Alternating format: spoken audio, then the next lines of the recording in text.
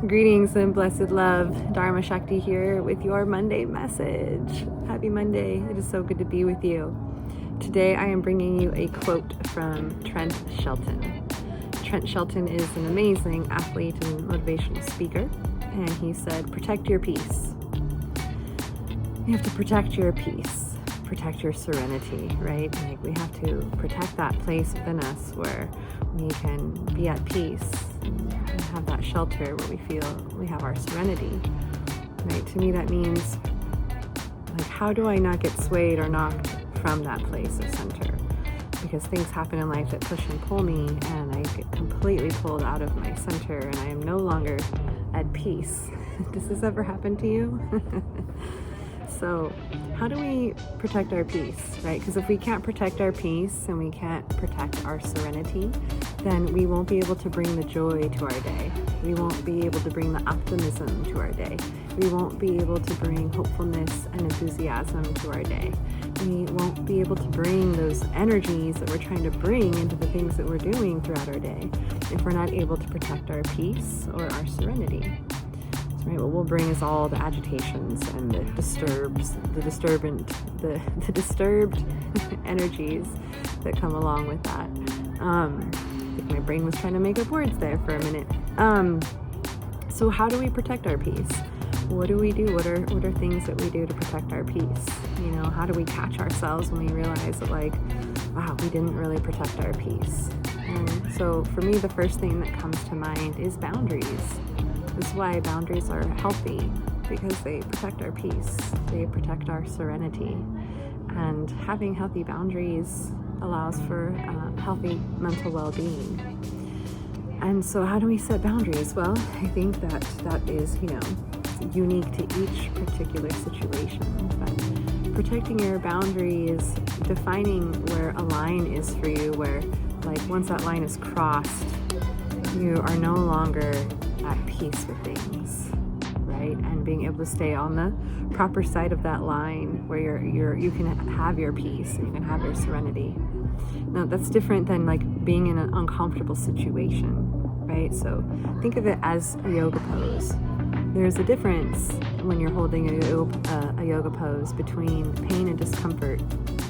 When you're uncomfortable, there's discomfort, and you're just like, this is a lot of work, I don't really like this. That is, like, you're not past your edge yet. But when you start to get pain in that pose, and you are, like, we all know, like, this is just too much, right? That's past our edge, past the line, and now we're in pain. And pain is an indicator telling us, go back the other way. You went too far, right?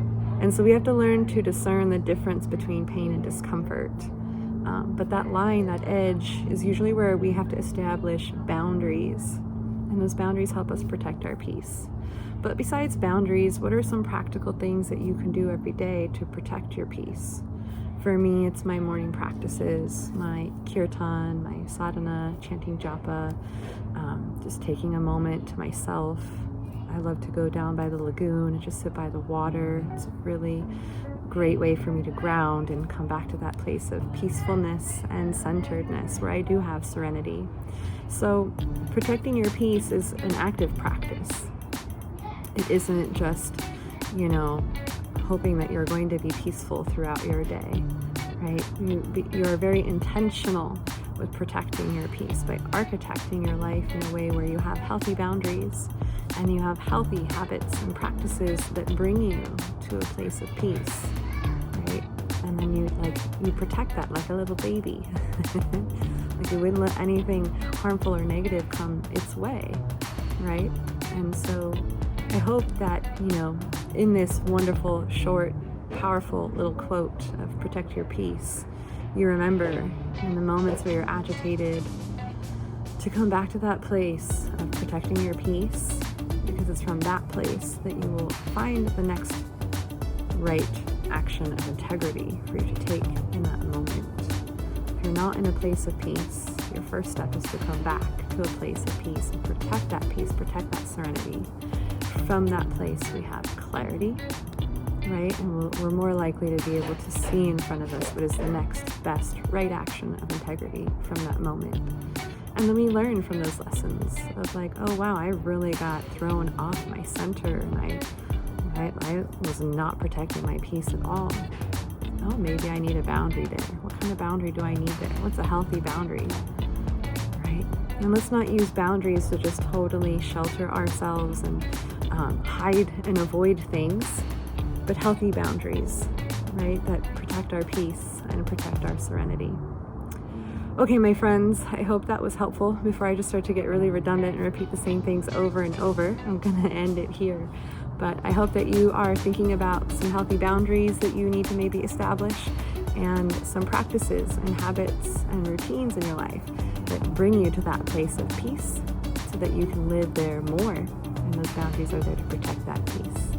All right, protect your peace so that you can bring joy and optimism and enthusiasm and happiness and love and all your greatness to what you're trying to do, right? Because if you're not at a place of peace within yourself, it's going to be really hard to bring all those bright, shining qualities into your day. So be intentional with your life, be intentional with how you show up, and begin to architect the life that you know you were meant to live. All right, my friends, keep your head held high and your heart open wide, and make sure that you go out there and live those dreams that you know you were meant to live. Peace and blessings. Happy Monday. I'll see you next time.